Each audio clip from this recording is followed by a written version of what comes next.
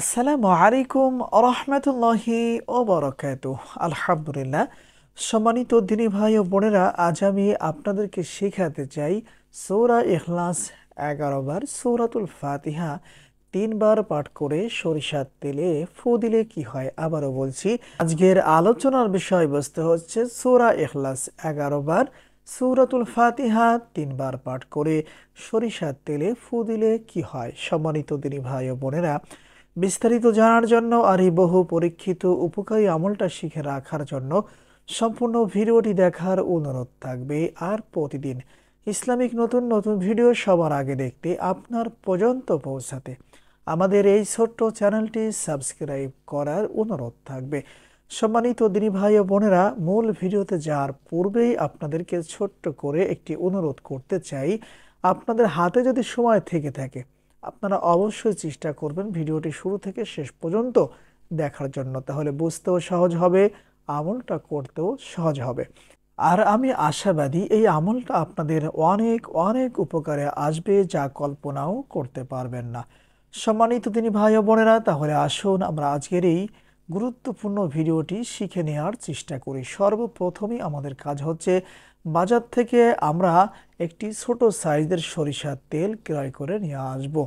এরপরে আমার দেখানো পদ্ধতিতে ফজরের নামাজের পরে পবিত্র জায়গায় বসে পবিত্র অবস্থায় আমলটা শুরু করবেন। প্রথমত 3 বার ইস্তিগফার পাঠ করবেন, যেমন আস্তাগফিরুল্লাহ রাব্বি মিন কুল্লি যামবি ওয়া আতুবু ইলাইহি।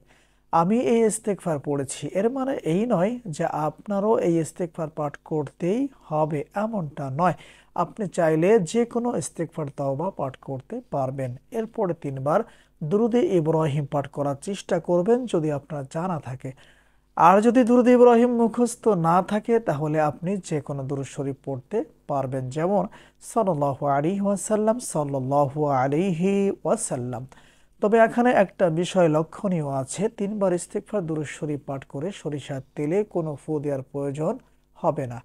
এরপরে বিসমিল্লাহ সহ সর্বপ্রথম আমাদেরকে সূরা ইখলাস পড়তে হবে, যেমন বিসমিল্লাহির রহমানির রহিম, কুল হুয়াল্লাহু আহাদ, আল্লাহুস সামাদ, লাম ইয়ালিদ ওয়া লাম ইউলাদ ওয়া লাম ইয়াকুল লাহু কুফুয়ান আহাদ। এরপরে সরিষার তেলের বোতলের মুখটিটা খুলে একটি ফু অথবা দাম করবেন, যেমন। এরপরে বিসমিল্লাহ সহ আবার পড়বেন, বিসমিল্লাহির রহমানির রহিম, কুল হুয়াল্লাহু আহাদ, আল্লাহুস সামাদ, লাম ইয়ালিদ ওয়া লাম ইউলাদ ওয়া লাম ইয়াকুল লাহু কুফুয়ান আহাদ। পড়া শেষ হলে আরো একটি ফু অথবা দাম করবেন, যেমন। এই নিয়মে বিসমিল্লাহ সহ সূরা কাউসার পড়তে হবে 11 বার, আর সরিষার তেলের উপরে 11টি ফু অথবা দম করতে হবে।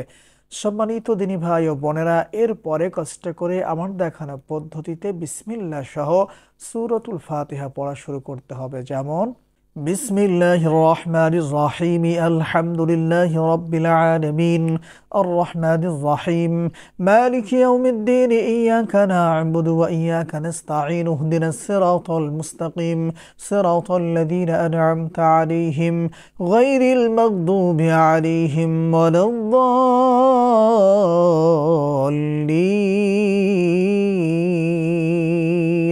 এই নিয়মে বিসমিল্লাহ সহ সূরাতুল ফাতিহা একবার পড়া শেষ হলে সরিষার তেলের উপরে একটি ফু অথবা দাম করবেন, যেমন।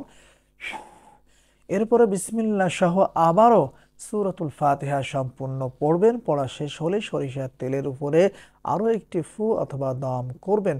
মোট বিসমিল্লাহ সহ সূরাতুল ফাতিহা 3 বার পাঠ করবেন, আর সরিষার তেলের উপরে 3টি ফু অথবা দাম করবেন। সম্মানিত দিনী ভাই ও বোনেরা, এরপরে কষ্ট করে একবার দুরুদে ইব্রাহিম পাঠ করবেন অথবা অন্য কোনো দুরূদ শরীফ পাঠ করবেন, যেমন সাল্লাল্লাহু আলাইহি ওয়াসাল্লাম। আর এরপরে সরিষার তেলের উপরে একটি ফু অথবা দাম করতে হবে। এই নিয়মে আমার দেখানো পদ্ধতিতে সরিষার তেলটা প্রথমত পড়ে নিতে হবে। সম্মানিত দিনী ভাই ও বোনেরা, ধরে নিন আপনারা আমার দেখানো পদ্ধতিতে 1 বোতল সরিষার তেল পড়ে নিয়েছেন, অথবা সূরা ইখলাস 11 বার, সূরাতুল ফাতিহা 3 বার পড়ে সরিষার তেলে ফু দিলে কি হয়। সম্মানিত দিনী ভাই ও বোনেরা, এই আমলটা হচ্ছে জাদু টোনা কুফরি কালাম নষ্ট করার একটি পরীক্ষিত আমল। বিশেষ করে যে সমস্ত ব্যক্তিদেরকে কোনো কিছু খাওয়ানোর মাধ্যমে নষ্ট করা হয়ে থাকে, জাদু অথবা কুফরি কালাম করা হয়ে থাকে, আর সে জাদুর জিনিসটা তার পেটের মধ্যে গিয়ে থাকে। এই জাদু নষ্ট করার জন্য আপনারা কষ্ট করে এই আমলটা করার চেষ্টা করবেন। প্রথমত আমার দেখানো পদ্ধতিতে সরিষার তেলটা পড়ে নেওয়ার চেষ্টা করবেন। এরপরে ওই ব্যক্তিকে বলবেন, বিশেষ করে যাকে জাদু টোনা কুফরি কালাম করা হয়েছে, সে যেন টান টান হয়ে চিত হয়ে শুয়ে পড়ে। রোগী যখন শুয়ে পড়বে তখন আমাদের কাজ হচ্ছে এই পড়া তেল থেকে কিছুটা তেল তার নাভিতে দিতে হবে অথবা লাগাইতে হবে। এরপরে আমাদেরকে আরও কিছু কাজ করতে হবে, যেমন প্রথমত আমাদেরকে কিছু আটা নিতে হবে, সেই সাথে কিছু পানিও নিতে হবে। এরপরে যেমন কাচের বলের সাইজ সেম একই পরিমাণে কাচের বলের মতো করে আমাদেরকে একটা আটার গুলি তৈরি করতে হবে। আটার গুলি তৈরি করার পরে যেই ব্যক্তিকে কুফরি কালাম অথবা জাদুটুনা করা হয়েছে, যার নাভিতে আমরা তেল দিয়ে তাকে শুয়ে থাকতে বলেছি, এখন আমাদের কাজ হচ্ছে ওই তেলের উপরে মানে নাভির উপরে ওই যে আমরা আটার বল তৈরি করেছি ওই বলটা রাখতে হবে। রাখার পরে আস্তে আস্তে করে 2 থেকে 3 মিনিট পর্যন্ত ওই আটার দলাটা ঘোরাইতে হবে। আস্তে আস্তে নাভির উপরে ঘোরাইতে থাকবেন। আশা করি ইনশাআল্লাহ 2-3 মিনিটের মধ্যেই পেটের মধ্যে থাকা জাদু টুনা কুফরি কালাম নষ্ট হয়ে যাবে অথবা বের হয়ে আসবে ইনশাআল্লাহ। সম্মানিত দিনী ভাই ও বোনেরা, আজকের ভিডিওটি এ পর্যন্তই। যারা এই আমলটা করবেন অথবা এই আমলের মাধ্যমে চিকিৎসা তদবির করবেন, তারা অবশ্যই ভিডিওতে লাইক করবেন, কমেন্টস করবেন। চ্যানেলে নতুন দর্শক হয়ে থাকলে অবশ্যই চ্যানেলটি সাবস্ক্রাইব করে অনুমতি নিয়ে আমলটা শিখে রাখার চেষ্টা করবেন। আশা করি ইনশাআল্লাহ মৃত্যুর আগ পর্যন্ত এই আমলের মাধ্যমে আপনারা ঝাড়ফুঁক চিকিৎসা করতে পারবেন ইনশাআল্লাহ। আসসালামু আলাইকুম ওয়া রাহমাতুল্লাহ।